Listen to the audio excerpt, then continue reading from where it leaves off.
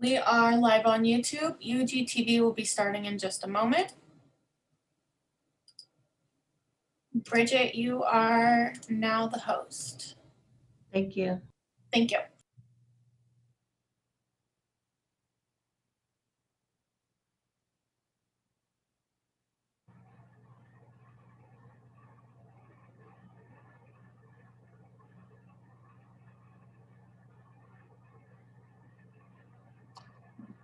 Bridget, it's Melissa. My clock says it's now 5 p.m. So, Whenever you're ready, Commissioner, we can start. all right, let's get going. UGTV just started as well. Thank you. So I'll call the Public Works and Safety Standing Committee meeting for January 25 to order. Before I do that, I want to announce that due to COVID-19, some committee members, staff, and public are attending remotely by Zoom as well as on-site.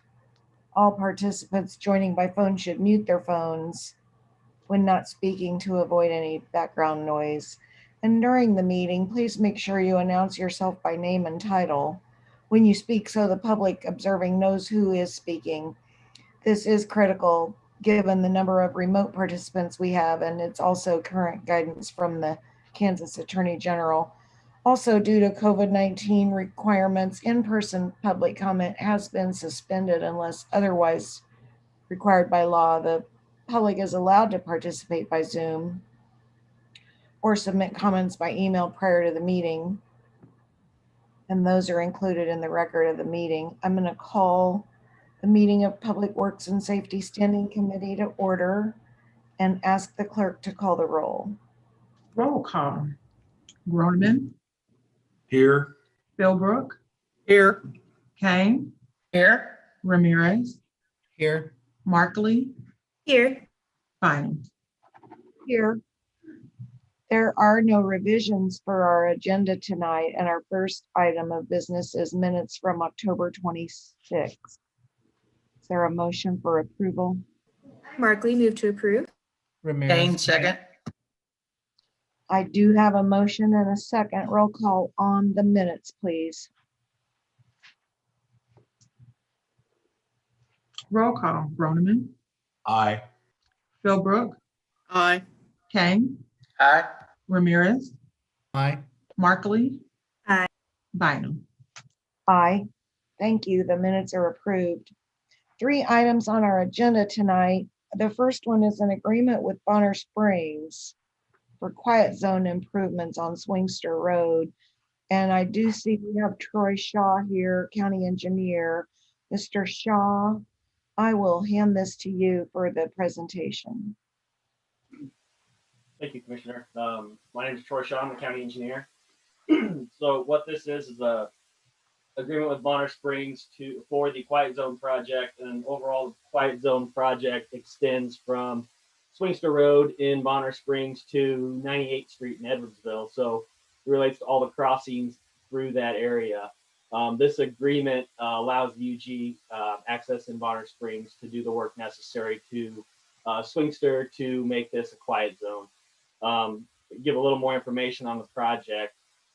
We actually are planning on bidding the work that the UG is in charge of this spring and doing construction this summer on the work outside of the railroad tracks. Then the railroad, the Union Pacific, is in the process of creating construction agreements right now that they will send to us for us to approve. And once we approve those, then the UP will schedule their work on the actual tracks. So the timing of the work on the tracks, we don't know yet, but it's moving forward, and we're hopeful that it will get done about the same time as our construction work on the curbs and the roads outside of the UP right away.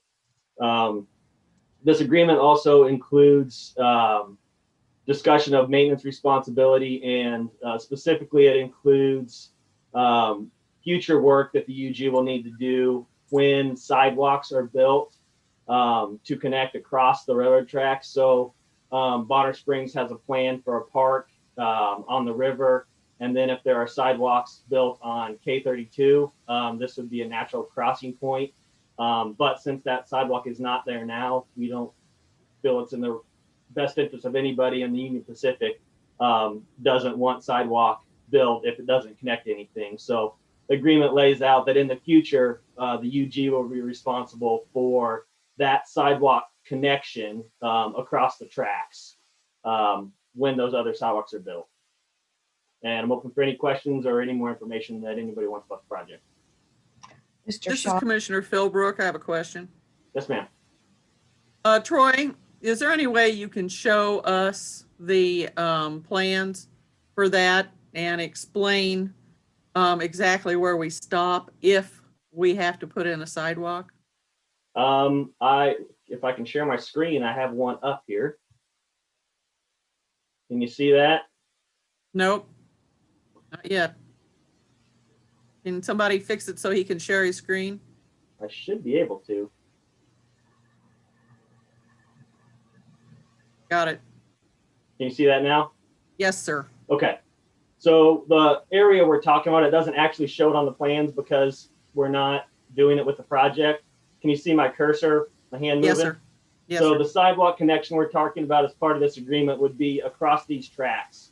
So I'm not sure which side it would go on. Likely, I mean, just guessing it would be the west side right now, knowing where stuff's at up here. But it would basically be sidewalk connection across the tracks, working with the railroad to get that put in. And then an extension. It's probably based on the language in the agreement, it's 150 to 200 feet, depending on where the right-of-way lines actually fall from the Okay. tracks out. So basically, we just build that with the railroad crossing.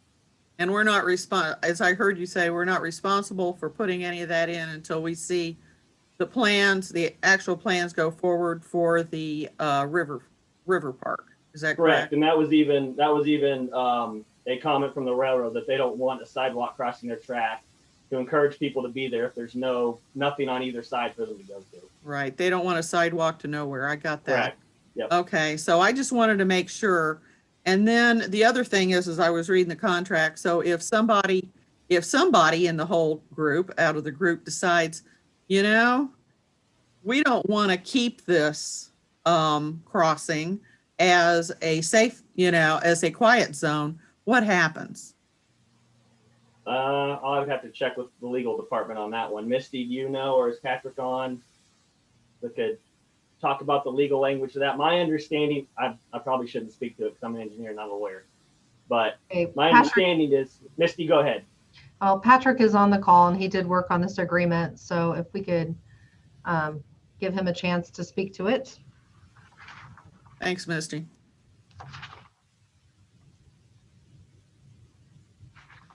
Well,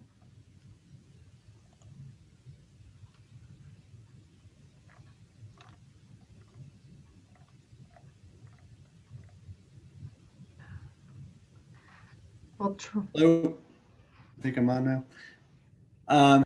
Yes, Commissioner, the agreement does provide the unified government with complete discretion if we no longer want to maintain the quiet zone. If there were to be a safety issue that we found out that it just wasn't working, if it was a funding issue, we do have that ability. Okay. So not just us, but what happens if the railroad decides that they want to pull their permission for that? Oh, sure. If the railroad decides that they don't want to fund this and don't want to do the work, there's really nothing we can do. And so it just won't happen. We have indication, as Troy has indicated, we think that they're moving along, but it's really in their discretion, and we can't force them to build it. So once it's in though and operating, they have to maintain their part of it. Yeah, we can maintain the work inside, but I think that's going to be a joint agreement between us and Union Pacific. So we'll handle the joint maintenance responsibilities with a separate agreement between us and Union Pacific. And we don't have that yet. We don't have that yet. Okay. All right. Thank you, guys. I know I'm being nitpicky, but this is a good chunk of change. So, and by the way, how much is this project going to cost us, Troy? The total budget, I looked this up the other day. The total budget for the project since we started was about 1.6 million, I believe. I could get the exact number, but it's around there. Well, but that gives everybody an idea of how much money this is going to cost. So I appreciate your information. Thank you so much. Sorry for butting in, and I'm through with my questions. Thank you so much, Commissioner and folks. Commissioner Ramirez, I see your hands up. Yes, thank you, Commissioner Bynum. Troy, for myself, again, new to this and to public, can you explain what a quiet zone is exactly? Because I'm going to be honest, I really don't know. So I would like to just have more knowledge on what exactly it is. Yes, sure. Simply put, it's basically the area between or where the Union Pacific will not blow their horn while when crossing. Typically, whenever they go past a street crossing of their tracks, they blow their horn.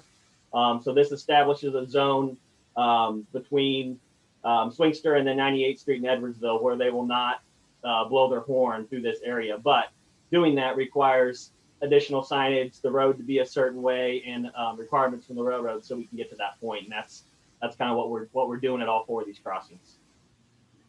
Oh, okay. See, I did not know that. Learn something new every day.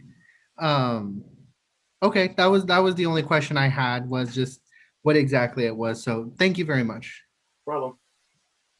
Mr. Shaw, it's Commissioner Bynum. When you speak of the 1.6 million, is that the total budget for all four of the quiet zone crossings? Yes, ma'am.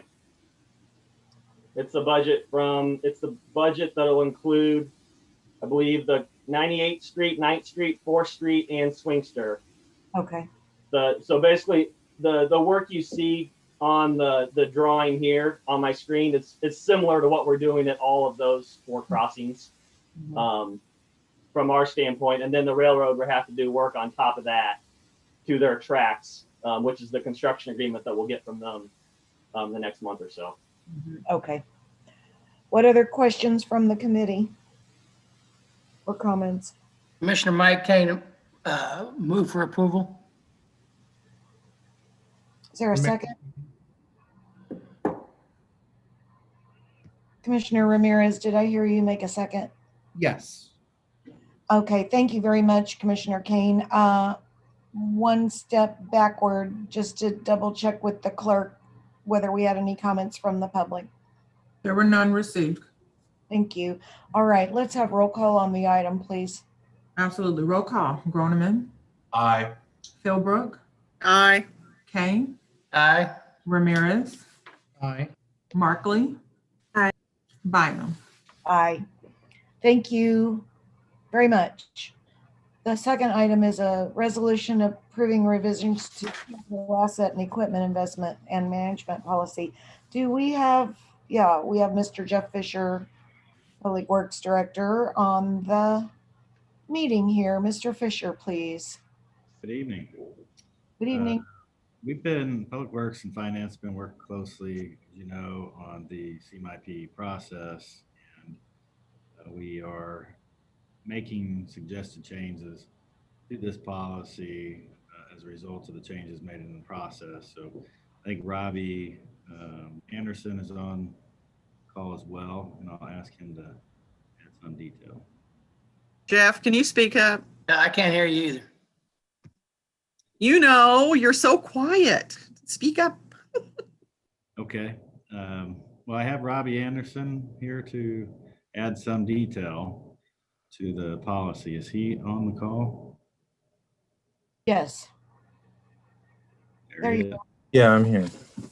So yeah, we a year ago we reached out to the commission and standing committee and the planning commission for input on a revised process that would involve projects that exceed $200,000 to undergo a different set of policy criteria to produce a weighted criteria to help us prioritize our queue of unfunded projects and go forth with the best strategy possible for the community.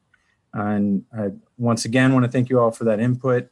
We had revised that policy document and presented it to you as part of that presentation when we sought input on the criteria. And this would just be the formalization of the acceptance of that policy.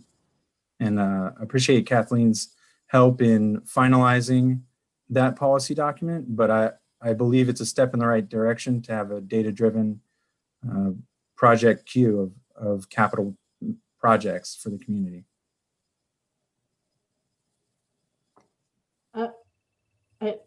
This is Kathleen Von-Atchen, the CFO, and I would like to just add one point. I'm going to share my screen so you can see what we're talking about here. The finance department, as you know, 2 years ago, rewrote all, I'm going to make this bigger.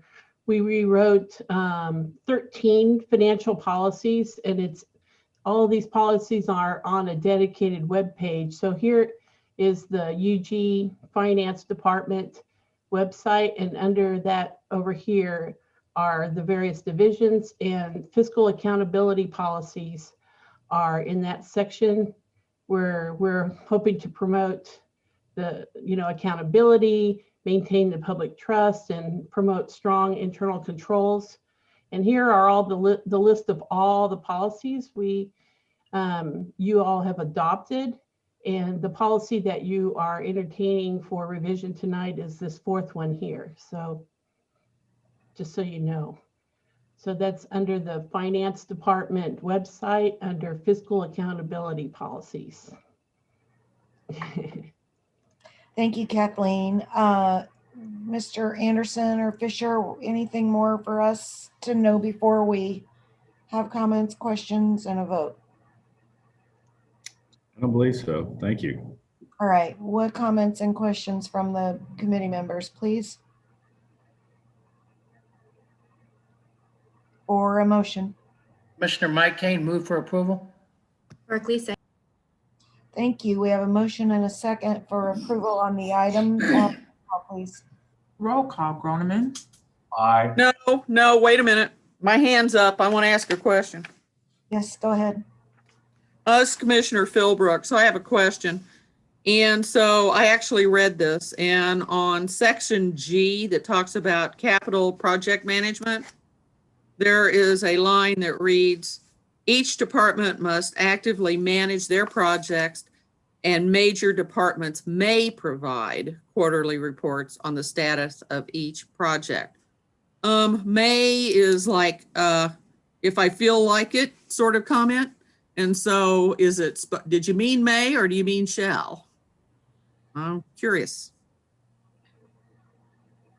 That's page 5.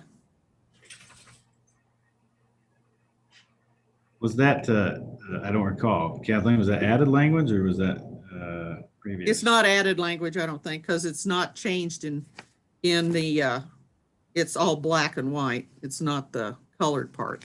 So the policy, it's encouraging our departments to provide periodic updates of projects. And so the language was added in there in order to encourage that practice. We're still actually looking to develop procedures to do that, but that's why it's May. So that's in the, okay, hang on a minute. So, well, I don't see it in a different color, so I missed it as being added in. Okay, Kathleen. But my comment still stands is may is not you shall. And so I guess my question is for the director, Jeff, does may mean do it or may mean if they feel like it? Or if you tell them to do it? I'm just curious. No, it's a fair question. I am only one director, of course, just Public Works. So that's why I'm asking, is it really going to work or is it not? Is this under your direction? It may be, but maybe you decide to retire or go somewhere else or something. Then what? Commissioner Philbrook, could you read it to me again? Because it's G on page 5. Mm-hmm.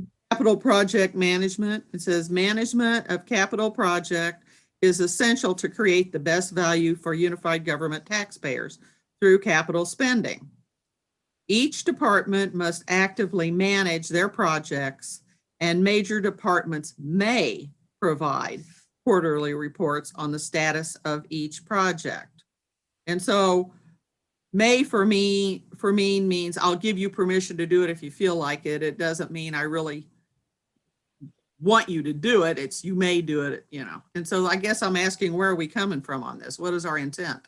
So my question, I guess, for Jeff is, we're still talking about capital projects within the scope of what Commissioner Philbrook is bringing up, and quarterly reports on major projects could be provided. To whom is not answered in that statement.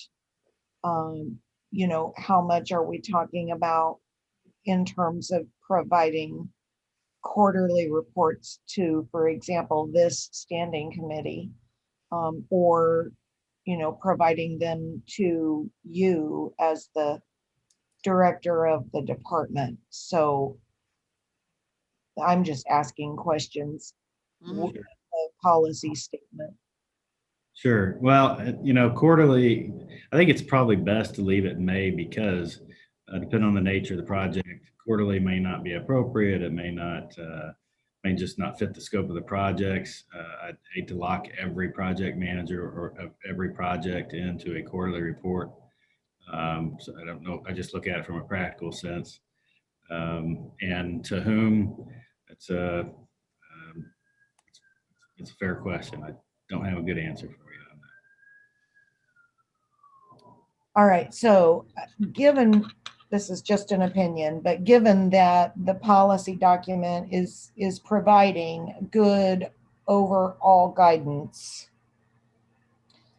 I'm really not terribly uncomfortable with the word may provide.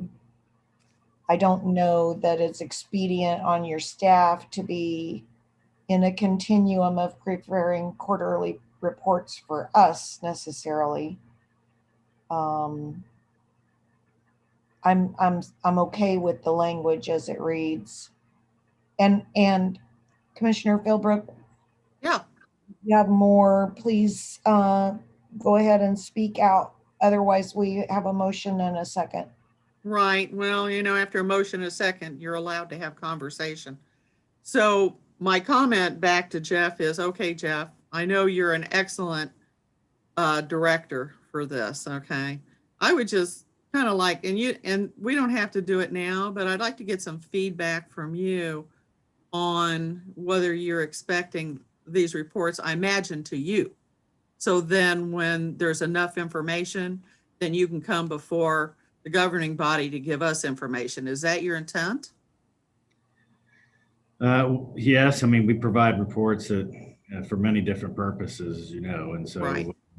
We need to be ready for that in any case.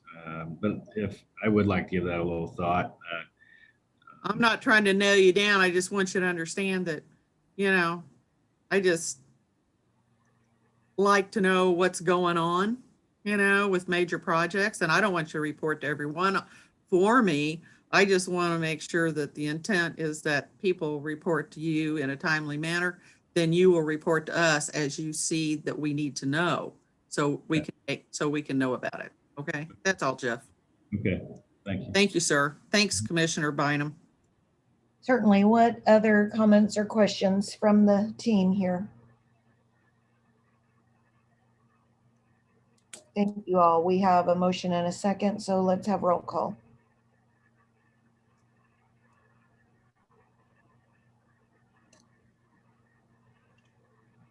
Roll call. Groneman, Aye. Philbrook, Aye. Kane, Aye. Ramirez, Aye. Markley, Aye. Bynum. Aye. Thank you very much, Mr. Fisher, Mr. Anderson. Let's see, we have one last item on the Public Works agenda, and that is a presentation regarding Wyandotte County Lake boat slips. We do have Emmerich Cross out of the County Administrator's Office and Angel Obert, our fabulous 30 under 30. here to present. Miss Angel, it looks like you're going to make the presentation. So I would just say before you start, congratulations to you on your honor within the park system. I'm really proud of you for that. So with that, I will turn this over to you. Thank you, Commissioner Bynum, and I appreciate that. And it's an honor to be recognized with other people and also to have recognition for our department here in KCK. And I also have Jack Webb on this presentation as well. Jack's very knowledgeable about the lake, and he's put in a lot of time on this presentation. And so what we have for you tonight is a presentation about dock slips. And the way this came about is we had a citizen come to the November Park Board meeting, just raising some concerns about non-residents being able to have a slip at Wyandotte County Lake. The Park Board directed that person to go to standing, and then in return, we were tasked by the commission to come back to Park Board and have some discussion around residents and non-residents being able to have a slip at the lake. So this presentation was initially presented to the Park Board in December on the 9th, and then we returned on January 13th for them to give us a recommendation. So we'll walk through this brief presentation on the history, on kind of how that came about, where we are today, and also the recommendation from the Park Board. So a little history. So prior to consolidation in 1997, the 5-member Park Board made decisions on all issues regarding parks and recreation. So at the time, the city had no input on issues in the county parks, Wyandotte County Lake being a county park. So at the time, the decision to allow non-resident boat slips was made by the 5-member Park Board during that time. So moving forward, the docks were made in-house by parks maintenance staff, and pricing was created to recoup the original cost of the materials. Starting in 2012 to 2015, all the docks were replaced and updated with galvanized steel and encapsulated foam. So now we fast forward to present day. So currently Wyandotte County Lake has 196 slips, and currently 12 of those are non-residents. There are 321 applicants currently on the waiting list, and 50 of those applicants are non-residents. The chart to the right is a depiction of resident slip fees versus non-resident slip fees over the years and their increases. As you can see, there's always been a difference between resident and non-resident fees. So as of this year, 2021, a resident slip fee is $750, whereas a non-resident slip fee is $1,125. So in December, the Park Board had some discussion around non-residents being able to have a slip out of the lake, and they were really tossing around 3 options. So the first option to consider was to continue normal operations, making no changes to the current process. So again, the current process is anybody is allowed to get on the slip, residents or non-residents.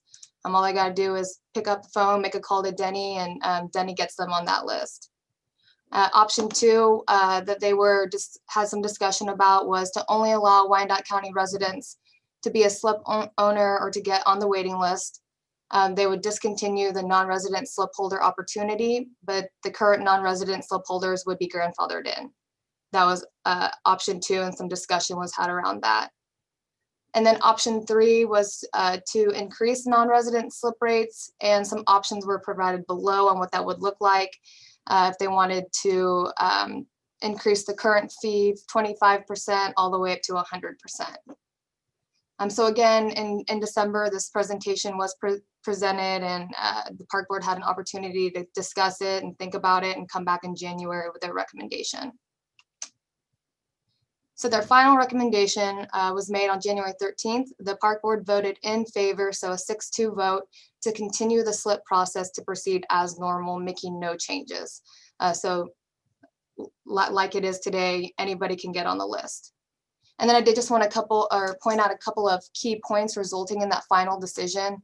A couple of the Park Board members made some strong points about applicants on the list might not be residents, but business owners in the county, therefore they'd be paying taxes here.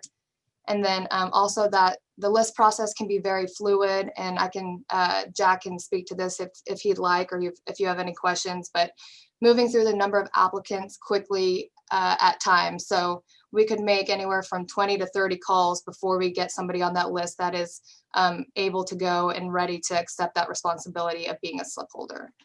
So what we're looking for tonight is a vote to continue to keep the slip process as is, making no changes. And like I said, Jack's on the line, and I'm here as well, and we're ready to take any questions if there are any.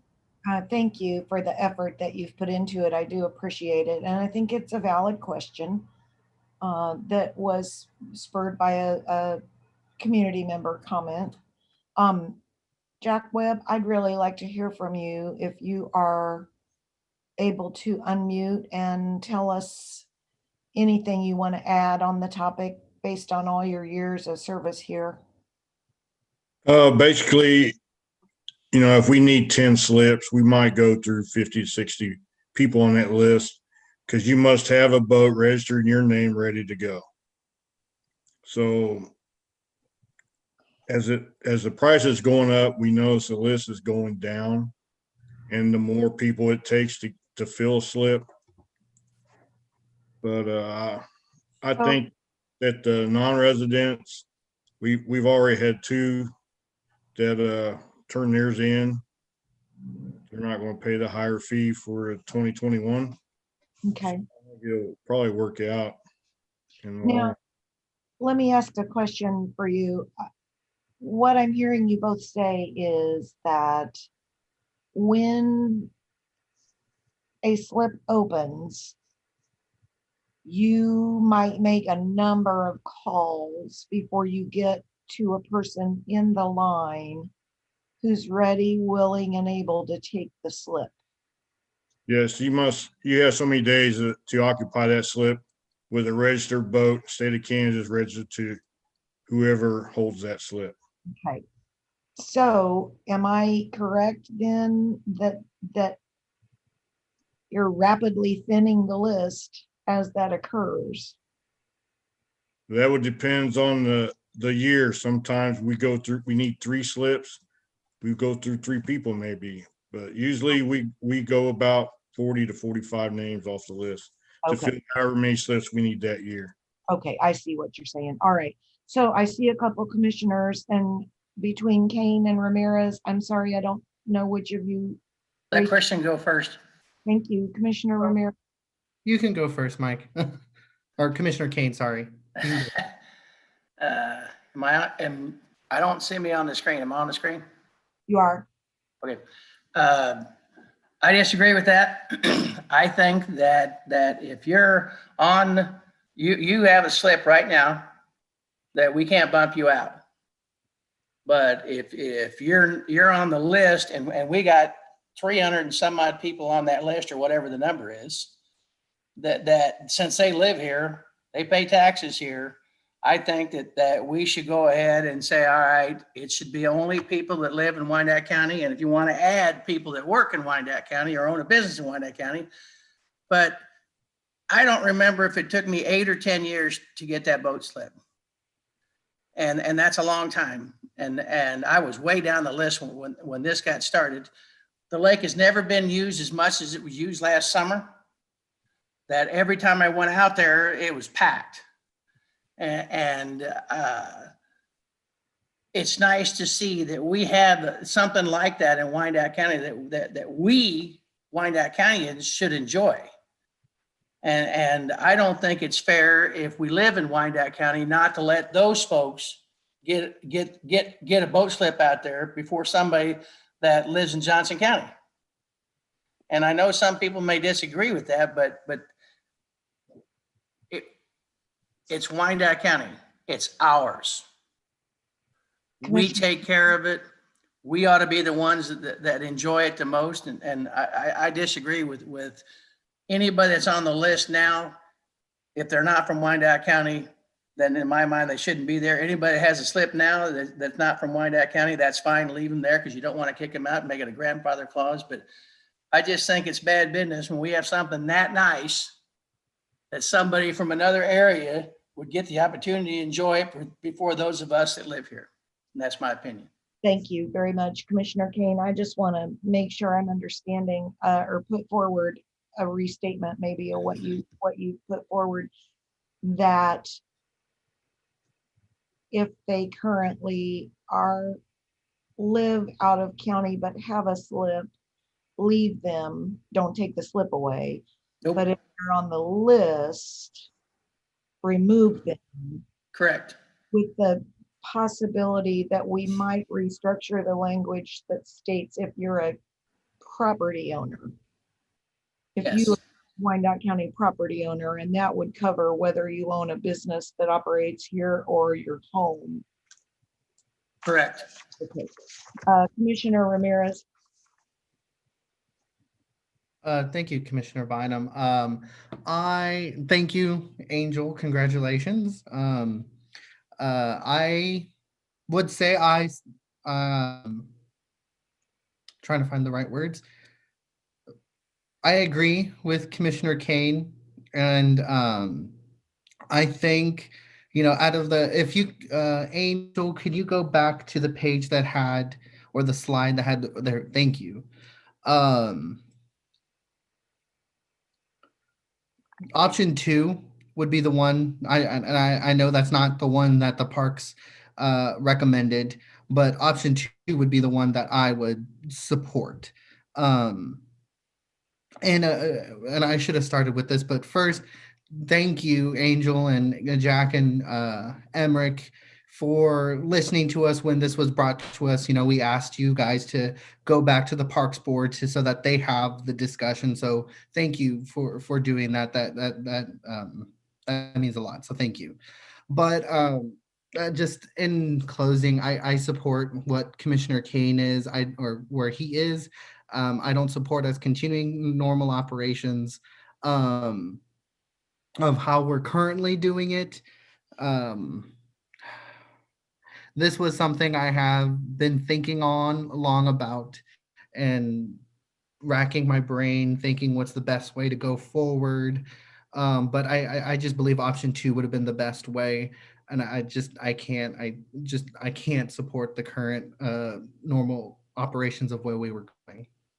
And I should have said option 2 when I first started talking. Other comments from the remaining committee members?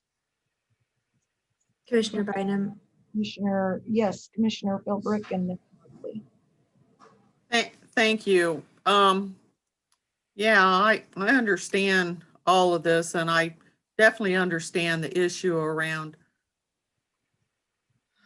us supporting our parks, and we've done a mighty fine job, and that's a wonderful park. Our lake park is. And I definitely understand how people who have property here would feel like they should have priority. There's no question about that. What I would support option 2, but also with an additional increase in the non-resident slip rates next year for those that already have slips. So I don't only want to eliminate the additional people to be put on there from out of county, okay? But those that are grandfathered and have slips, I would like us to go another 25% up next year. That's where I'm coming from, just to let everybody know. Thank you. I would support that as well. Thank you. Commissioner Markley. Well, one thing that was mentioned in the presentation, and Commissioner Kane mentioned it again, was this idea of business owners or employees that live in the county potentially having an exception from option 2. I kind of like the idea of that, because I think those people have a relationship with our county, and it's an opportunity to sort of expand that relationship. I'm not sure how it would work, so I'll say I think it's kind of a neat idea. I think we would have to kind of finesse that around, though. Because, if a person maybe has a job in Wyandotte County on the date that we call them, but then they're no longer employed here, do they get to keep the slip forever? I could see where there could be some weirdnesses there. But that might offer a nice opportunity for us to give somebody a possibility of getting a slip that lives outside the county if they have that sort of relationship with our county through their employer or the business they own or manage or whatever that might look like. So the way that I was putting that was stating it as property ownership. So, and you're not saying the same thing. So if we were. I do think that that solves some of the issues if we do it strictly with property ownership. But then the weirdness is if it's an LLC that owns the property and not an individual, how does that all figure in? So I still think regardless, there's sort of some legal finessing that has to occur because for most businesses, an individual is not going to own it. Some leg of a company is going to own it. Commissioner Kane. Okay. I kind of like what Commissioner Philbrick said. So I'd like to make a motion to follow option 2, adding on, and next year there's a 25% increase on those that do not live in Wyandotte County. And that's my motion. Ramirez, second. Thank you. Before we vote, do we have legal on the call? Yes, Commissioner, this is Misty Brown in the legal department. My understanding this item was a presentation for recommendation, that there wasn't really going to be action on it. And so that the commission would, I guess, to come to some conclusion and staff would come back with a policy. And then I guess if we are going to entertain some sort of motion, I'd need some clarification about the property ownership piece for Commissioner Kane's motion. I didn't add that to the motion. I just said I went along with option 2 and along with Commissioner Philbrick's change to a 25% increase. So let me stop here. I had confirmed this morning that this would be a voting item. Okay. And when we speak of a 25% increase, then are we referring to the original 25% that's shown here on the chart, or 25 more on top of it?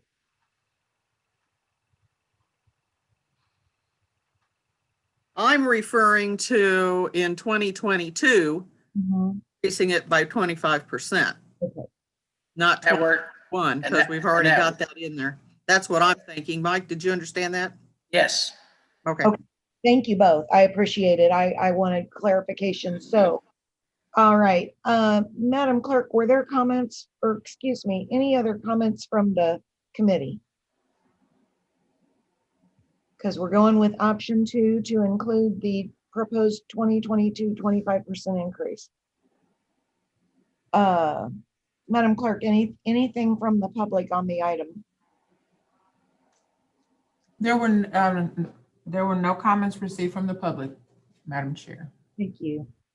All right, then we have a motion and a second. If I could have roll call. Absolutely. Roll call. Groneman. Aye. Philbrook. Aye. Kane. Aye. Ramirez. Aye. Markley. Aye. Bynum. Aye. All right, that carries, and I believe, let me just double check. And that is the last item. Thank you, Parks team and Emmerich, appreciate your work on this. That is the last item on this agenda. So I will adjourn us as Public Works and Safety, and I'll hand this over to Commissioner Markley to chair Administration and Human Services. Thank you all. Thank you, Commissioner Bynum. Before I call this meeting to order, I want to announce that due to COVID-19, some committee members, staff, and public are attending remotely via Zoom as well as on site. All participants joining by phone should mute their phones when not speaking to avoid background noise. During the meeting, please make sure you announce yourself by name and title every time you speak so the public that is observing knows who is speaking. This is critical given the number of remote participants and is current guidance from the Kansas Attorney General. Due to COVID-19 requirements, in-person public comment has been suspended unless otherwise required by law. The public is allowed to participate by Zoom or submit comments by email prior to the meeting, and those comments will be included in the record of the meeting. I will now call the meeting of Administration and Human Services Standing Committee to order. Would the clerk please call the roll? Roll call. Philbrook. All right, getting ready with all the papers. I'm here. Kane. Here. Ramirez. Here. Bynum, Here. Markland. Here, our first order of business are the minutes from our October 26th and November 16th meetings. Is there a motion for approval? Move for approval, Philbrook. Kane, second. There's a motion and a second. Roll call, please. Roll call, Philbrook, Aye. Kane, Aye. Ramirez, Aye. Bynum, Aye. Markland. Aye. Thank you. That is approved. We have 4 items in our agenda tonight. Item number 1 is an amended subrecipient agreement for year 2 overdose data to action local projects. And I believe Julianne is presenting what my agenda says, and I don't see her. Is she perhaps in the panelist area?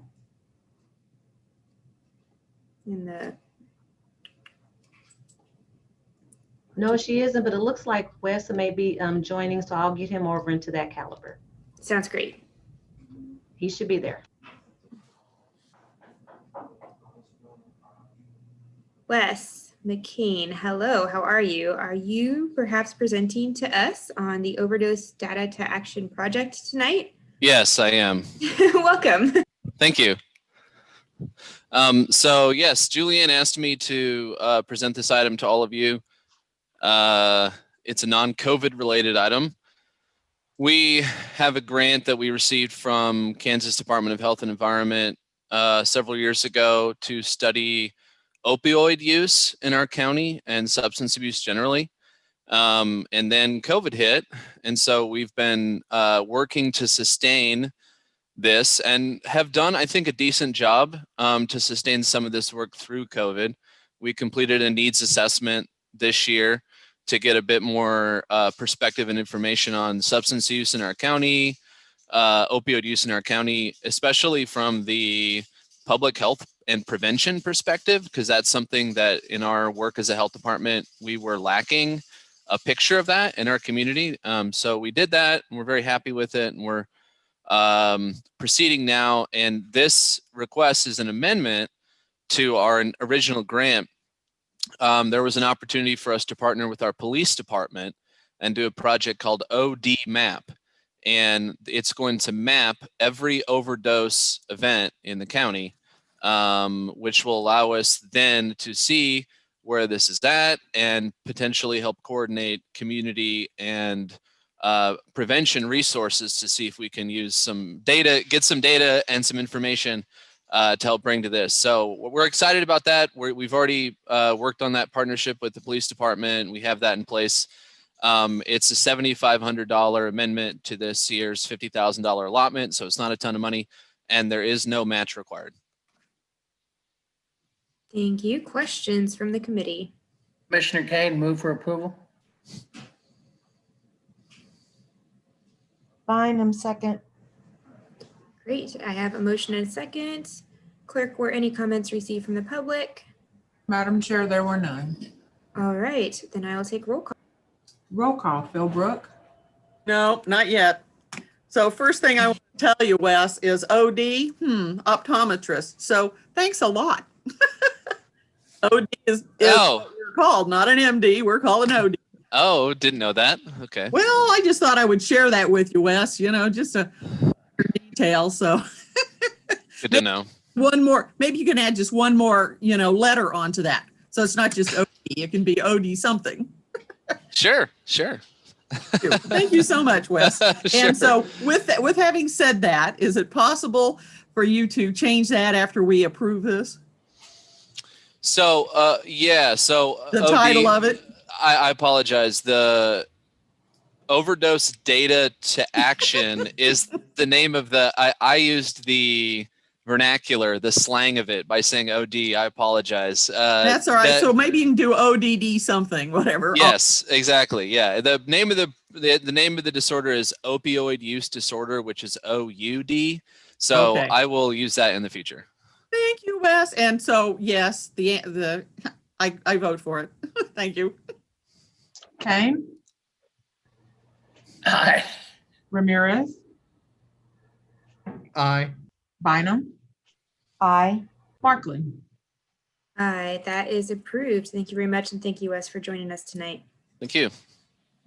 All right, item number 2 is a presentation of our 2021 comprehensive fee schedule, and Kathleen is here to present to us. I believe she's already with us. There she is. Kathleen, welcome. Thank you. About a couple years ago, we started, when I first came on, we started collecting a schedule or a manual of all the fees that our various unified government departments collect. And these fees or licenses and permits are collected in order to recover the cost of providing various services. So those services that the unified government provides that in which we can't collect a fee are supported by property tax or sales taxes or other intergovernmental revenues. So it's important in order to diminish the amount of tax revenue we require, it's really important for us to charge an appropriate amount of fees for the services from which we can actually collect revenue. And so having a comprehensive manual of all the fees helps us to kind of organize and evaluate all the fees that we collect. And so tonight I'm going to present to you the fee schedule for 2021. And this is a proposed, so that I did include a PowerPoint as part of the agenda packet, but I have made a few modifications to the PowerPoint you're looking at, mainly to emphasize that this is a proposed fee schedule. There's still some changes that are being worked out, but generally this is what we're looking at right now. And the reason for the presentation tonight is actually to get your feedback on a couple of items that we wanted to do. So as I mentioned, in the past, these fees have either, remained the same or they just changed very slightly. And one of the important things we should do with our fees is at a minimum, increase them with inflation every year. So a lot of these fees, well, some of these fees, which we're proposing for you to review tonight, have been adjusted by inflation. And so I'm going to go through the PowerPoint here, and then I'm happy to get some feedback from all of you so that we can talk about that more. So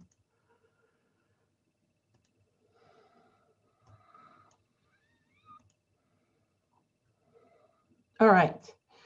So so as I mentioned before, the objective of having a fee schedule is to improve the transparency to our residents. And this fee schedule is on the finance department website. So residents can go to it and see and look by department and see the fee that's being charged by the department.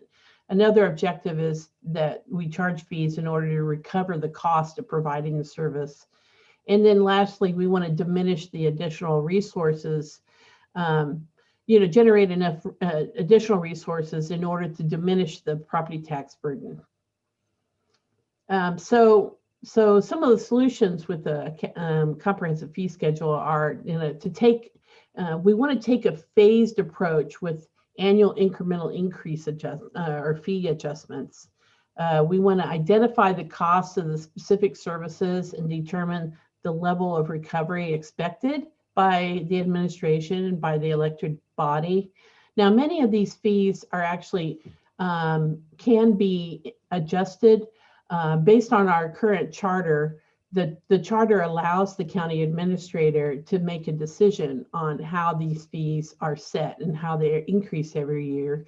A whole variety of other fees are actually set by state statute. So, many of these fees don't require governing body action, but we want to provide this information to you so that you're aware of them, and we want to work collaboratively with the commission to get your feedback on that, so that everyone comes to a good consensus, keeping in mind the objective of the fees.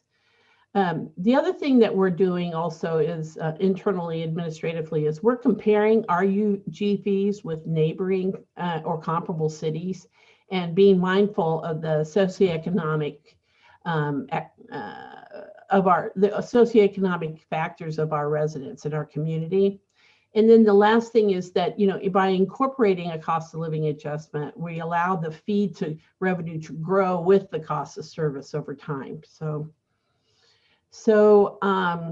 one thing I did want to point out that as part of our current year budget for 2021, the last year, you might remember, we did back in January an overview and concluded that the objective of our priority-based budgeting approach was that we wanted by 2024 to identify roughly $15 million in efficiencies or additional resources in order to address our financial unsustainable kind of operations. And so, because right now the cost of our government is exceeding what we project our revenues will grow by. So we need to address that. And one way we're doing that is through priority-based budgeting. And one of the objectives in priority-based budgeting was of the $15 million that we identified we wanted to find through PBB was we were to find 1.5 million over that 4-year period in additional fee revenue, right? And so adjusting our fees for inflation and to make other adjustments so that the fee collected comes closer to the cost of service, we're hoping that we can achieve that 1.5 million. And this PowerPoint will show that we're going to be achieving that.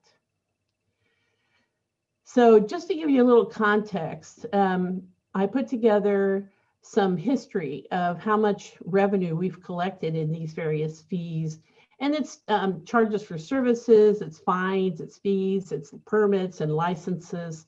It's a variety of different, fees. So I'm just calling them fees in general. So now the fee revenue in 2020 really dropped quite a bit due to COVID. And so you can see in 18, it totaled 19.4 million.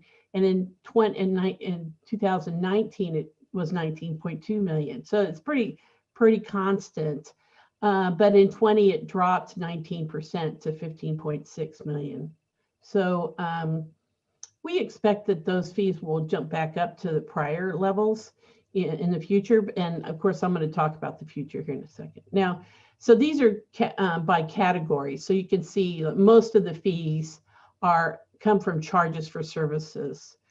Fines and fees were 5, of the total 19 million in 2019, 5 million were in fines, as opposed to charges for services, 11 million.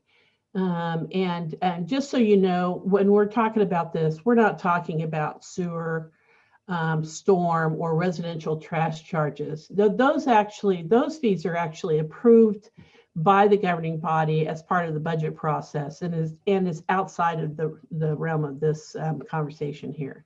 Okay. So this is the same information, only it's broken up by the various departments that charge the fees.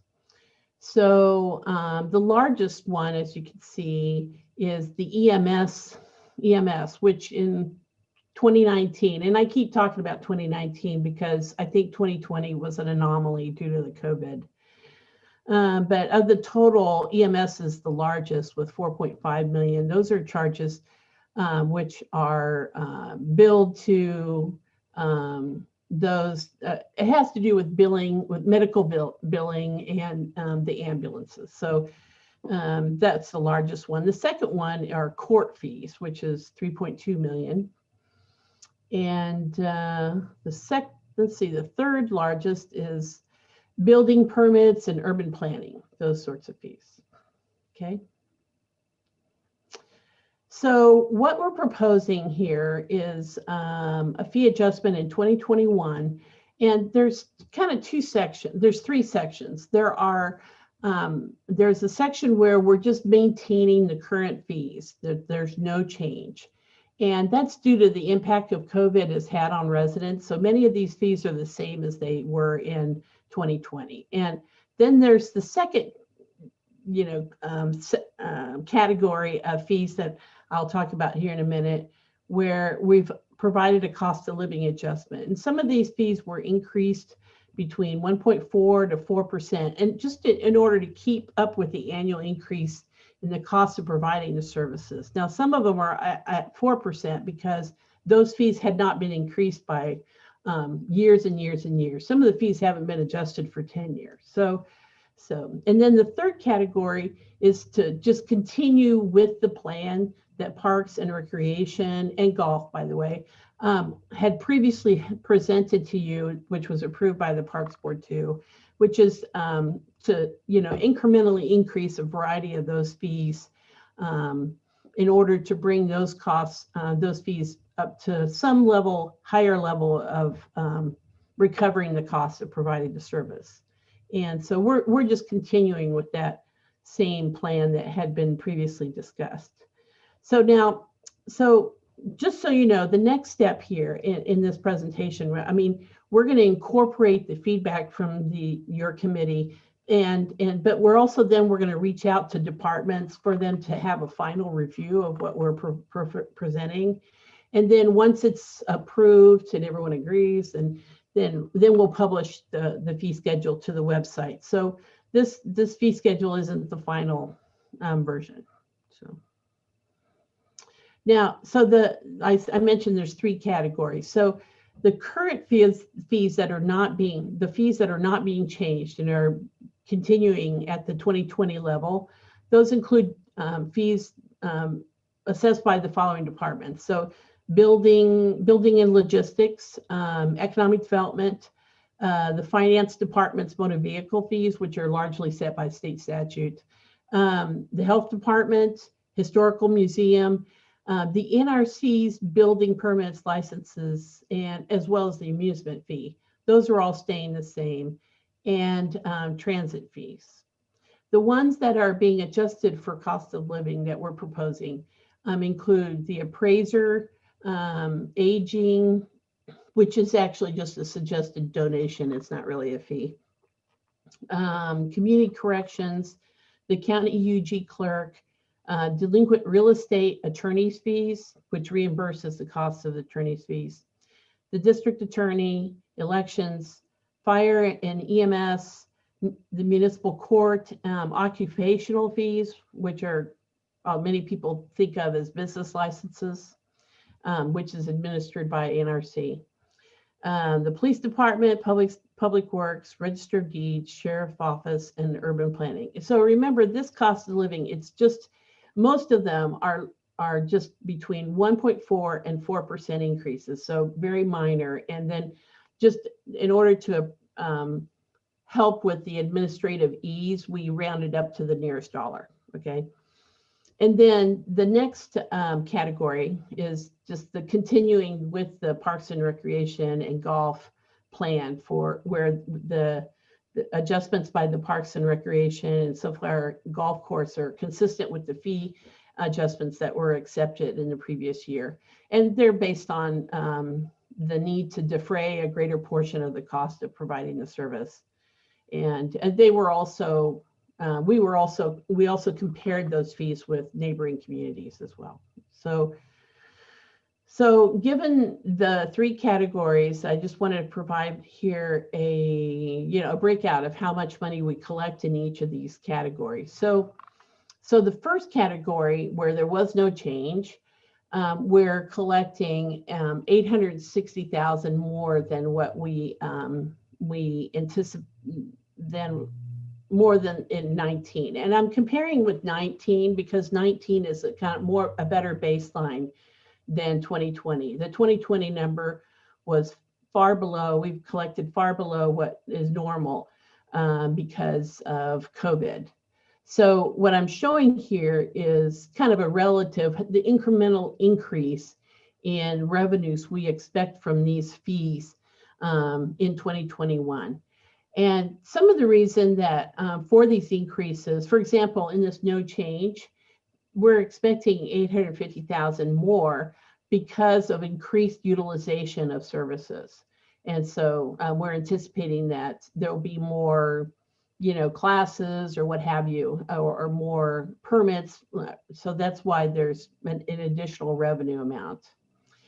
In the second category, which is adjusting just for COLA, we're anticipating an additional revenue of $259,000. So, I guess the point here is that even though we're increasing by cost of living or that percentage, it doesn't result in a great deal of additional revenue.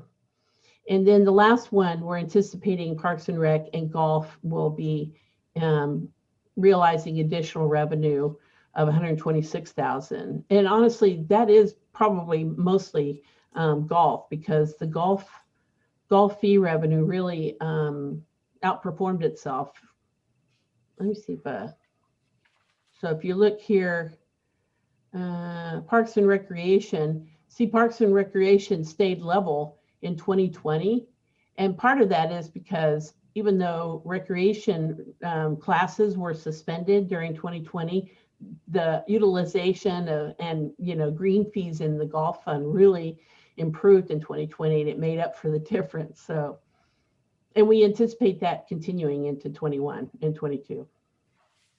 So just to look at it a little differently, the same total amount of revenue we expect to collect in 2020 is broken up by the different categories. The largest one is charges for services at 12 million, fines and fees at 5.7 million, permits by 2.6 million, and miscellaneous at 186,000. Not included in here, just for some perspective, is occupational fees, which total about $2 million. So we didn't include that because it's a fee, but it's a little bit different. So so the same amount, the 20.5 million we're anticipating in 2021, is broken out by department here, and you can see those changes. They're pretty consistent with the 2019 collection, only they've all been increased. The estimate is higher than what we collected in 2019, just to reflect 2 years worth of kind of growth. So overall here, the future strategy is that, here we've got the amount of revenue collected from these fees in 2019. Here's the drop in 2020.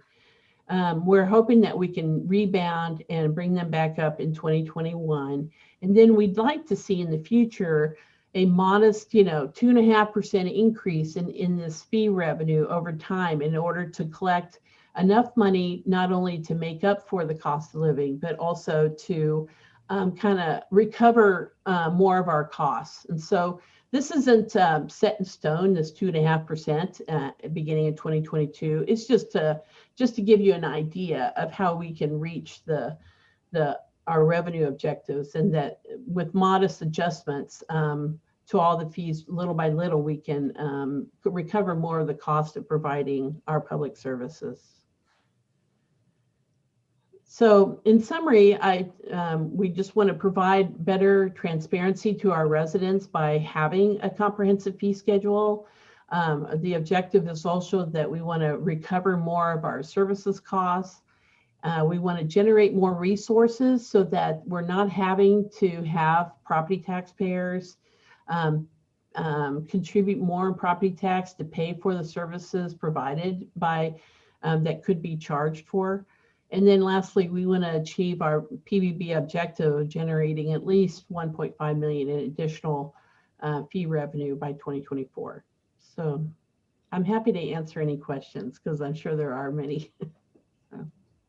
Kathleen, one thing that I thought you might be able to shed some light on for us is, when we're looking at these really big numbers, it might be difficult for some of the commissioners to think about what are the amounts of these fees that we're talking about. I mean, I'm guessing just based on the types of services that are mentioned, some of them maybe are in the hundreds of dollars, but some of them may be like $20. So if we're increasing them by 1.4%, that's what, like 25 cents in addition. So I think if you could kind of give us an idea of the range of what types of fees are out there that our residents might be paying and what this increase might look like to them, and not in millions of dollars like we're seeing them in mass here. I think that would be helpful for some perspective. Yeah, so so that's the other item that's attached to the agenda item. It's the actual fee schedule. And I could show you, so I didn't download the, well, maybe I got it right here. Yeah, so I got it right here. Good.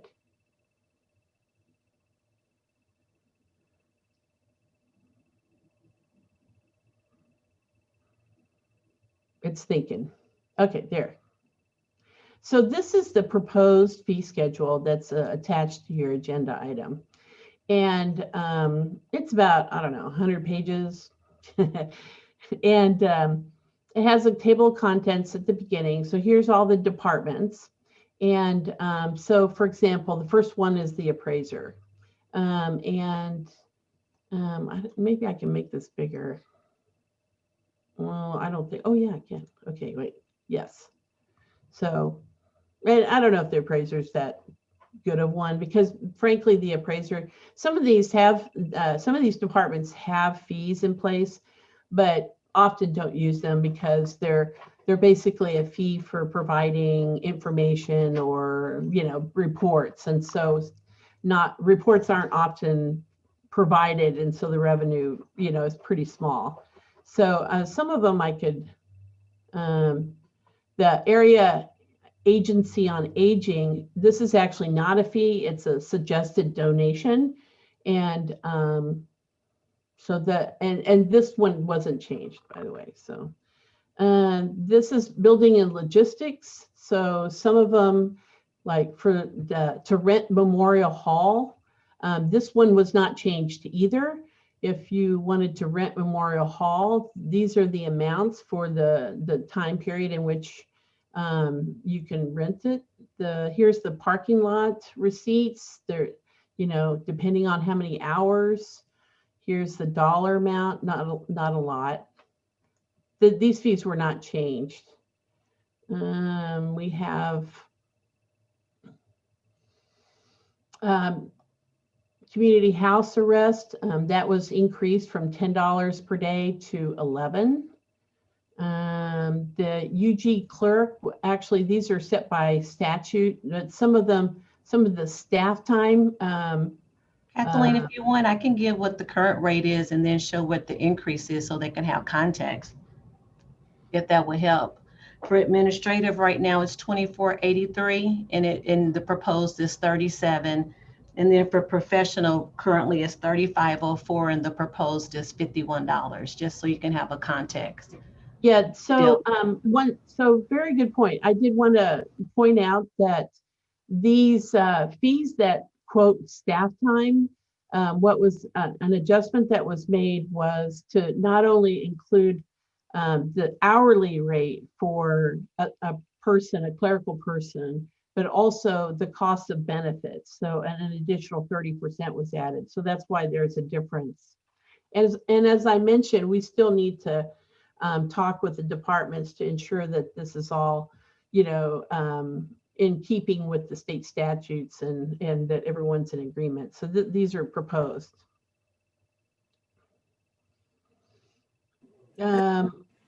Are there other questions that are specific to any of these departments as she's going through the rates?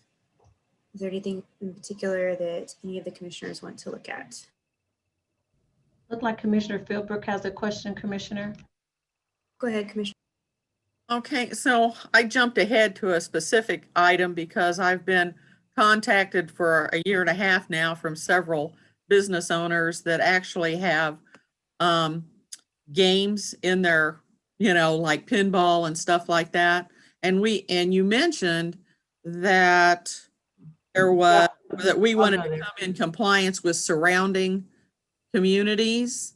And I understand that we are charging per game in these locations, where the surrounding communities are only charging for the fact that they do have pinball or whatever in there, you know, they're not per game. So I'm just going to ask you that, and then I'm going to drop it because I know you're going to have to find out about that because you probably don't have that in your back pocket. So I just want answers back on that because you did say you wanted to know about issues for surrounding and us. And especially in 2020 for these places that had those kind of game, but they still had to pay, you know, for that, but they couldn't even, you know, they weren't even open. So it's kind of tough. It was tough on a lot of them. So I just wanted to share that with you, Kathleen, and ask that you can maybe find out about that for me, okay? Yeah, so I was given a heads up by our county administrator about there was some question. I warned you about it. Yeah, it's the coin operated amusement machines. Okay. And so this fee of $75, I believe it's per machine, is the same as it was last year. And so we're not proposing that it be changed. I talked to someone at NRC and who the lady who administers this fee, and she told me of the 6 or 7 other cities in the area that offer this fee, and she was going to look into what those other cities are also charging. So we're looking at it. Thank you, Kathleen. Yeah, I know. I tried to give you guys a heads up on that because I knew I would be asking. So no, if you can find out about that, and just because we charged that last year doesn't mean we necessarily have to continue because of what you're saying about wanting to be in comparison to other communities around us. So thank you. So when you find out that, let me know. Okay, we will. So just to talk about the NRC. So the NRC, as you can see, have a lot of different fees. But one of the things they did do last year was they did evaluate the building permit fees, which are rather complex, they depend on the size of the structure and so forth. And these revenues actually cover the cost of various departments, not just building inspections, but also inspections done by the fire department and planning. And so lots of different inspections. So these fees, the NRC took a look at them and they found that our residential level was, the residential fees were perhaps slightly below what other communities charge, but the commercial was consistent. At this time, what we're going to do is continue to study and evaluate that and probably discuss it over the course of this year. But because of that, we basically just kept all of NRC the same, except for in NRC, we did increase the business licensing or the occupational tax. Those by ordinance are required to be increased by the CPI, which is 1.4%. So we're going to be making all these fees were, unfortunately, but when I prepared this draft, I wasn't aware of that had been put in place. So these are all the same as last year, but in the upcoming draft, they'll be adjusted upwards by $1 or $5, depending on how big the increase is. So yeah, any questions on? Anyone else have questions for Kathleen? If not, I will entertain a motion. There's no. That's right. I see. Information it is for information only because, as she said, it is not a final version. All right. Any other questions or feedback? Clerk, did we receive any comments from the public? Chair, we did not receive anything. All right. Thanks so much, and thank you, Kathleen, for your presentation. All right, we will move along to item number 3. Item 3 is our monthly CARES Act funding update. And Crystal, oh, there she is. She's already there. Crystal, hello and welcome. And she's going to make a presentation to us as usual. I am. Thank you so much. Let me know when you can see my screen. I can see it. All right. Well, thank you, Chair Markley and Commissioners, for having us back today. Appreciate you giving us the time to give you an update on the CARES Act and how our subrecipients and local jurisdictions have been responding. This is for information only, and as Commissioner said, my name is Crystal Sprague. I'm the CARES Act team manager. This is our 6th update. Can you believe it? It's our 6th update on the progress for CARES funding and the allocation process as that money was distributed by the Governor's Spark Committee. The first and foremost item that I want to share with you today is some information that came out of Washington on House Resolution 133. We expected that this would be our next to last presentation to this group. However, in late December, the Senate amendment to House Resolution 33 was signed by the President in the late evening of Sunday the 27th, but who's keeping track of the exact day? Most of this bill, if not 95% of this bill, was focused on new stimulus dollars. However, it did have an impact on our current CARES Act funding. It extended the deadline for spending. Now, remember that our CARES Act funding deadline was December the 30th. This bill was signed Sunday night, the 27th, giving us about 48 hours notice that our spending deadline would be extended. That was extended by the United States bill until December the 31st of 2021. However, we immediately received notification from the state of Kansas and the Recovery Office that the CARES Act 1 funding would be more reasonably extended to March the 1st.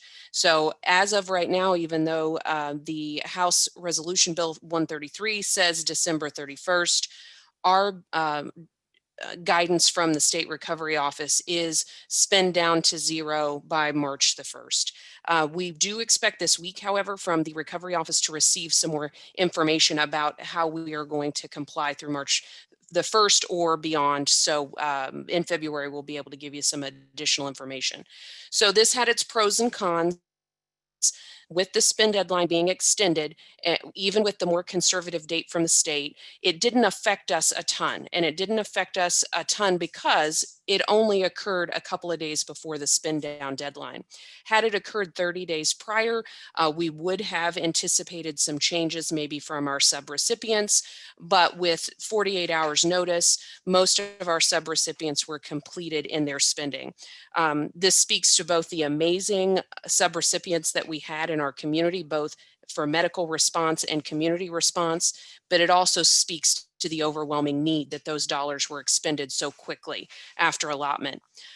This does allow for better reconciliation purposes, meaning that we do have a window now that's expanded for some reconciliation of bills as they come in January from 2020.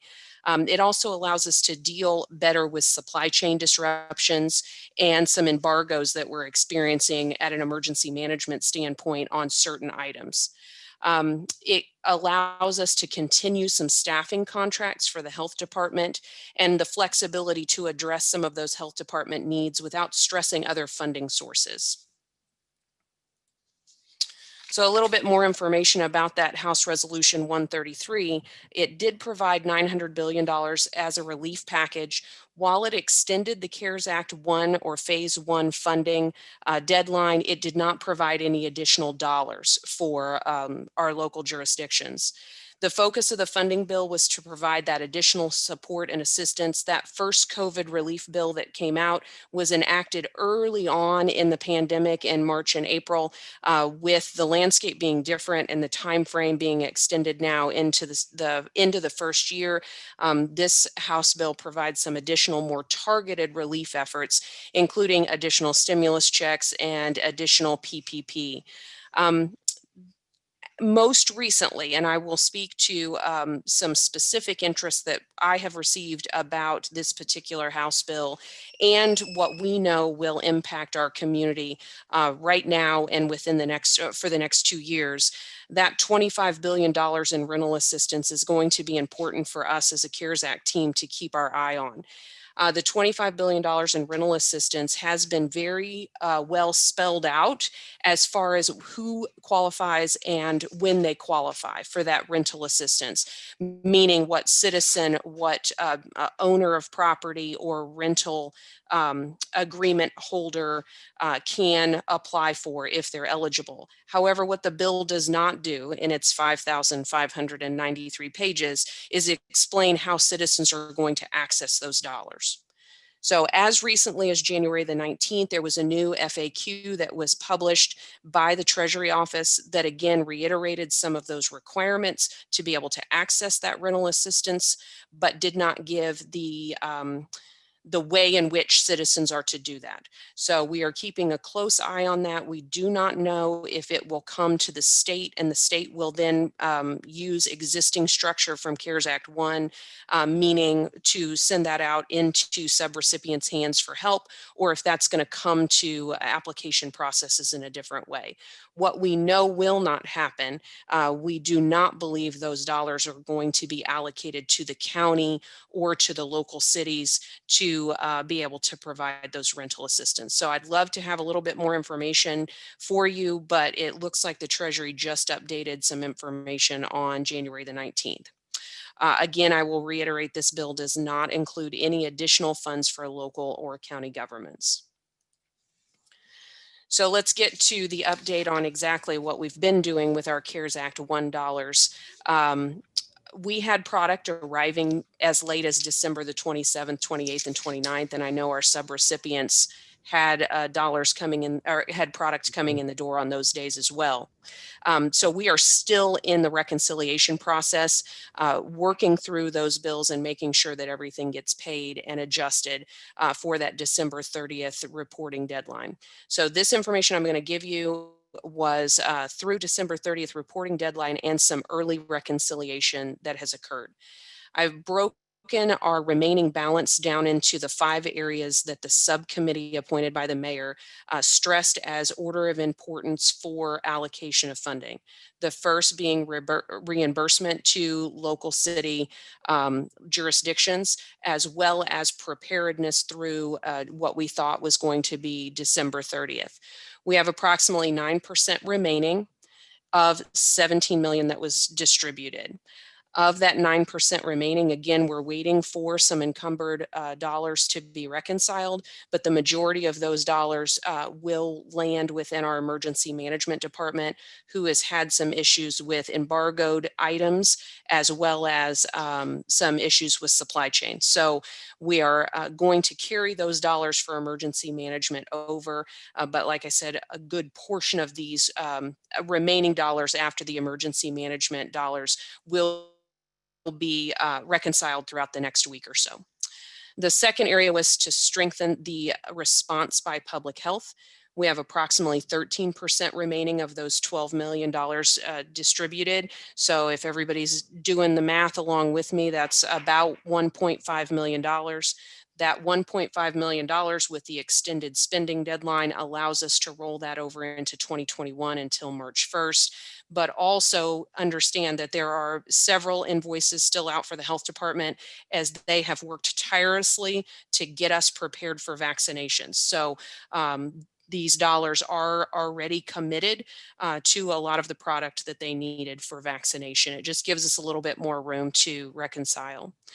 In the third, which is to improve the adaptability of our schooling resources, we have 0% remaining of the 2.67 million that was distributed. In the fourth, growing health and human services, we have 3% remaining of the $3.6 million. That's roughly about $137,000. Those dollars were not expended by December 30, but will be distributed to the one subrecipient who is pending that payment. They needed some time to reconcile and have proven to the CARES Act team that they've met the requirements. And so those dollars, when you see us report again, will be down to 0% remaining.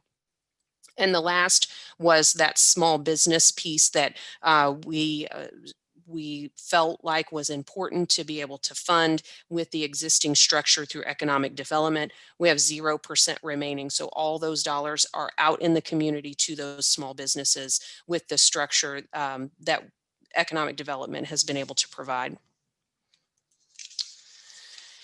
So with that information, even though we're tying up those loose ends and we're drawing to a close on our CARES Act phase 1, we don't want to forget what has been completed to be able to respond and recover to COVID-19 by our subrecipients, our health response, as well as our jurisdictional response.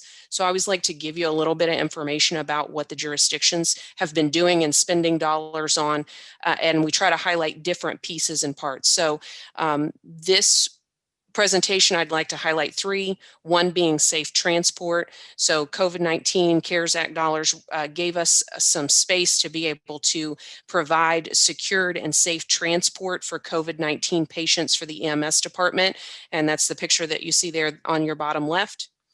The picture on the top is some materials that were purchased for safe court proceedings. These booths, they're sound booths, allow citizens to engage in remote hearings while avoiding any kind of issues with connectivity or technology. So if we have a citizen who cannot get good connectivity for a Zoom hearing, but wants to participate remotely and does not want to be in a courtroom with other people for whatever reason, and their case is eligible for a remote hearing, these sound booths have been installed to allow the citizen to go into that sound booth and have their court hearing in a private way, but also be separated off from other folks. So the protection that allows the court to continue to run.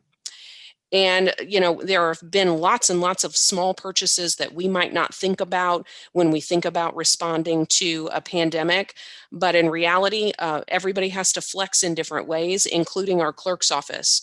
So as you can imagine, the health department has just been working night and day, and that produces a lot of public health or protected health information. Those documents have to be shredded and be able to be disposed in a safe way for our citizens' information. So the clerk's office was actually able to purchase some upgraded shredders that allowed them to handle the increased use that would not have been able to be processed with the current equipment they had. And these are protecting our citizens' public or personal health information. So quick highlight on our subrecipient path. We try to bring you this every time so you know exactly what our community agencies are facing. We had previously believed that January 14th was going to be their final closeout report. After the House Resolution 133 was signed, we received notification from the Recovery Office that that report for us would be canceled. So we also canceled that extra work for our subrecipients. So we believe now our final closeout will be adjusted to the beginning of February. Again, we'll know more after we meet with the state. This will be our last report for our subrecipients, as all of them will have completed their spin down. And spotlight on one of our subrecipients. Last month, we reported to you about a change in allocation in which the health department saw a need for safe, healthy cold weather shelter. And they were able to work with primarily the Dream Center, along with several others in the community. And I'm not doing it justice by not giving you all the people that worked toward quickly setting up that cold weather shelter. But today I want to bring 2 reflections to you that have been provided to us from the Dream Center in reference to the dollars that they received allocated through their initial application that reflect how rental assistance and utility assistance have been put to use in their agencies. So the first story is about a man who lost his job when his employer had contracted COVID-19 and had to close down. He had 2 children, as reported by the Dream Center, and was behind on his rent, had issues with providing the children with what he needed to, as well as utility payments. So because he was late on his rent and his car payment, Dream Center was able to utilize donations to get his car paid off, but use their CARES Act dollars to be able to catch his BPU and his rental assistance up. And the last story is a young man who is dealing with some health crisis of his own, but his wife lost her job at a clothing store when it was permanently shut down when the COVID-19 pandemic hit. They were also able to utilize donations for one piece of assistance and then utilize their CARES Act dollars to get them current on their rent. And of course, we cannot go on speaking about the response to the health crisis without talking about our Wyandotte County Health Department. The bulk of the activity in the last month has been, as it should be expected to be, at the health department. In December, they've been focused on setup, gear up for vaccinations while maintaining the current testing practices. These pictures that you see here on your screen are from the facility at 78th and State. I will tell you, I've spent some time looking at other jurisdictionals allocations and what they allocated to their public health crisis and what they allocated to their public health department. Comparing those other jurisdictions in the state of Kansas to our jurisdiction and the percent of funding and priority that this commission placed on the response to the health crisis, along with the focus on community partnerships that our health department has engaged in, and the amazing hustle from our health department has made our health department nimble and very proficient in responding to this health crisis. And I continually see reason to believe that we should be just incredibly proud of our health department. And I hope that the CARES Act dollars helped them in some way be able to respond the way they've been responding and protect us all as Wyandotte Countyans. So with the extension of the CARES Act spend, it also affected the CARES Act Phase 2 for the state of Kansas. As you know, we had initially put in and received for funding to extend our fiber connectivity to those underserved populations in our county, and that included Bonner and Edwardsville, students, public service, public safety agencies, and remote workers in that area. In early December, we knew that if the spending deadline was going to stay at December 30th, that this project was not going to be able to successfully be completed. And try as we might to try to get an extension on CARES Act Phase 2, we were not successful.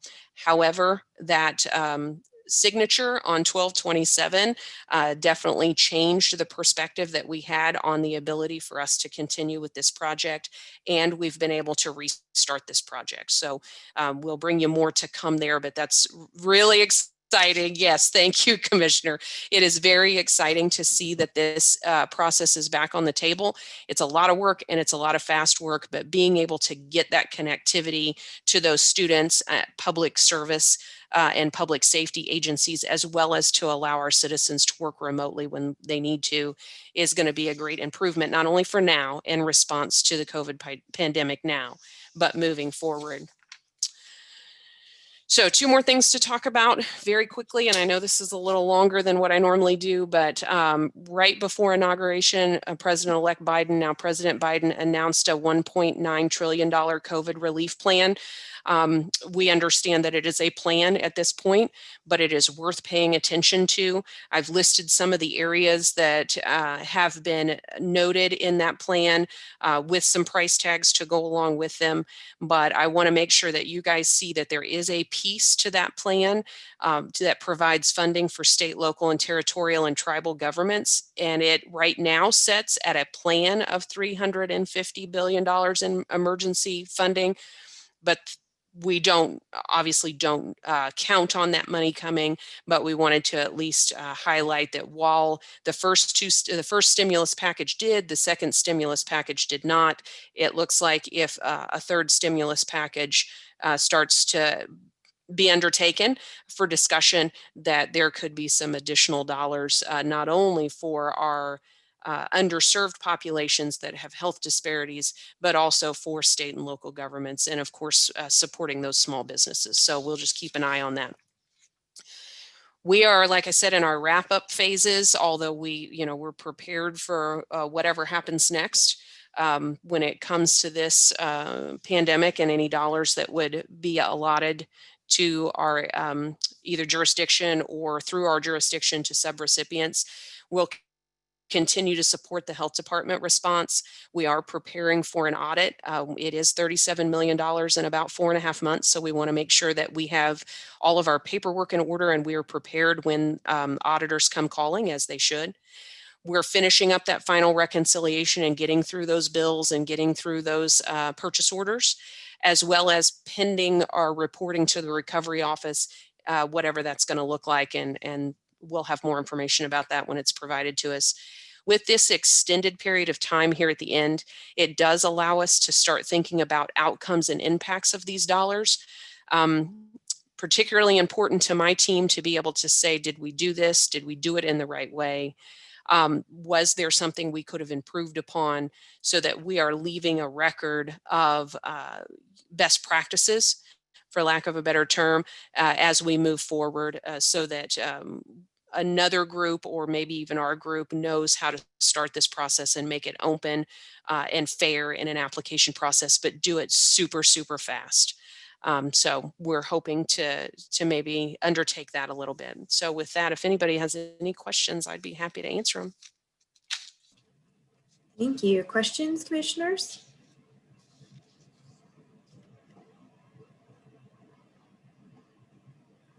I do not see anyone with questions. Go ahead. You're buying them. Thank you. I just can't let the presentation pass without one more go around of thank yous to Crystal and frankly all the departments, because the money was certainly helpful and did a lot of good, but the reporting requirements around it just added more work to already full desks, and everyone just deserves so much gratitude from us for everything that was done to keep pulling together and see our way through this. So Crystal and everyone, thank you so much one more time. Thank you, Commissioner. Agreed. Anyone else? This is Commissioner Philbrook. Yes, thank you. So Crystal, I'm in your fan club, and I can't believe the amount of work that your team has pulled off. And I can't let this go without thanking our community to stepping forward and working so well with the unified government. I mean, talk about a partnership. This is something that we're always asking for, and it happened quickly. So thank you, community, all you people out there that help make this happen, all the businesses and everybody that stepped forward to make this complete. Our work is not done though, folks. So, we still have to take care of a lot of folks, and although Crystal's not directly involved with any future actions yet, if I can drag her kicking and screaming into helping, I will. So there you go, Crystal. Forewarned is forearmed. Thank you so much for your hard work, Crystal, and your team. Yeah, and thank you, Commissioner, for saying that. I know I'm not a voting member of this group, but I would second that all day long. Our sub-recipients, some of them are large agencies who could respond to this and had staff to respond, but the majority of them were smaller agencies that had never faced this type of reporting requirement or application requirement or spend down requirement, is certainly not at this speed. And the fact that they've been able to do that thing that was kind of our chant for a while, which is ethical and efficient spend down to zero, and they were doing it so quickly and for the right reasons, again, speaks to them and also speaks to the high need in our community, because if we didn't have the high need, they wouldn't had been able to spend those dollars. So I agree, the work's not over, and the real testament will be 6, 7, 8 months from now. All right, last call. Any other comments?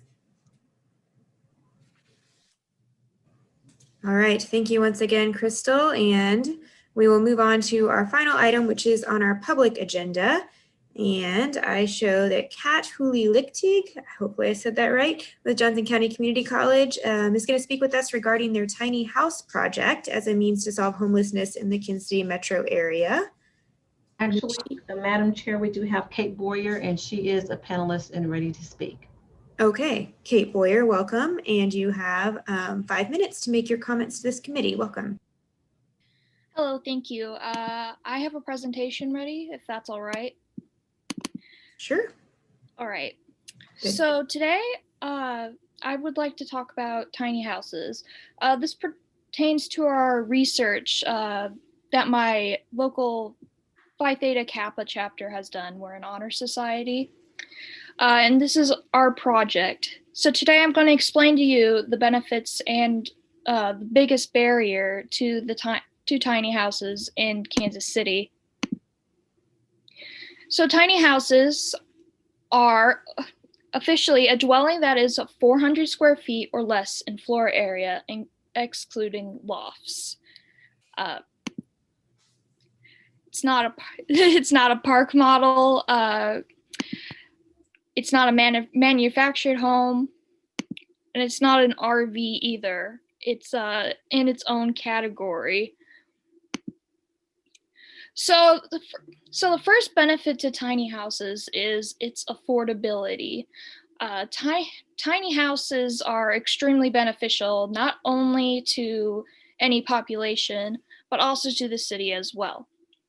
The stable housing that tiny houses gives aids the homeless population in job hunting, which lowers unemployment. It is also incredibly much cheaper than regular housing to build, as it costs only under $50,000 to build and provide all the amenities needed. The homeless population, it helps them to thrive and make and spend more money, which will cycle money back into our local economy. Our research that we have done, it has shown that tiny houses can save municipalities millions in health and legal costs. There are also a lot of good environmental impacts as well. The tiny house LEED certification options. Recently, a tiny house has been certified. LEED is, of course, an ecologically friendly certification for such architecture. Renewable materials can also be used in making tiny houses reliably. And with tiny houses, there is a decreased rate of waste. It also leaves very small ecological footprints, since there can be multiple houses on one piece of land. It decreases the impact on the native species, and there are minimal barriers to water flow when it comes down to it. So the major problem here is that only one residence is allowed per lot at the moment, which is an issue when it comes to tiny houses, as tiny houses are technically residents. Zone laws also mandate minimum structure size. These zoning laws need to be considered and possibly changed to allow for tiny house communities to fully benefit homeless populations. Community has also been shown in research to be extremely important to the success of tiny house communities. So having more houses on one lot would be beneficial. So me and my chapter ask that you please consider reviewing the ordinances and zoning laws that prevents these tiny houses from thriving in our county. In conclusion, tiny houses are not only beneficial to the homeless community, but our governments as well. It's affordable, and the environmental impacts of tiny houses. You have 1 minute remaining. Yes, okay, thank you. Make it a beneficial project to consider. We ask that the commission considers zoning laws that disallows multiple tiny houses on one lot, as well as any other laws regarding structure size. Thank you. I yield my time to questions. Thank you very much. Our government is making changes to our zoning code. In fact, introducing a whole new zoning code. So this is well timed for consideration, and these sorts of issues are the more modern considerations that we are hoping our new code can help us to tackle. Are there any questions from the commission? Commissioner Philbrook has a question. Her hand is up. Go ahead. Yep. So thank you, Angela Markley. And thank you, Kate, for bringing this forward. So I don't think, I believe that homelessness is not the only thing that tiny homes can help. I believe there's a lot of people out there that'd like to have their own home and maybe be part of a small community because they don't want to take care of a big house, because they want to spend more money on travel and going around, enjoying their kids, that sort of thing. Not everybody wants to have a big house. And so allowing us to have little tiny house communities, you know, could really open us up to a whole new bunch of folks that are very responsible and forward thinking. And I really appreciate you coming forward with this. And it is very opportune because we are getting ready and we're going through a lot of our coding. So thanks, Kate. I appreciate that. Of course, all our research, of course, centered on homeless people, but I absolutely agree with you that there are benefits to other people outside of the homeless population. Yeah, well, I know in Kansas City, Missouri, we have some tiny house areas that they've created for homeless to come in and to use, and veterans and that sort of thing. So I agree with you, Kate. I think it has a lot of possibilities. Thank you so much. Of course. All right, other questions? This is Commissioner Bynum. I just had a question for Kate. During your research on the presentation, did you happen to draw a conclusion one way or the other as to whether it's more appropriate for the tiny house to be located within a district or a specific community rather than just spaced intermittently throughout the community at large? Yes, our research has concluded that if they were all spaced together, it would lay a foundation of community, which is good for the homeless population as it promotes equity as well as shared responsibility within the community. Thank you so much. Mm-hmm. Anyone else? If not, Kate was our grand finale for tonight. This is the end of our meeting. Thank you everyone for attending, and thank you, Kate, in particular, for your comments tonight, and we are adjourned.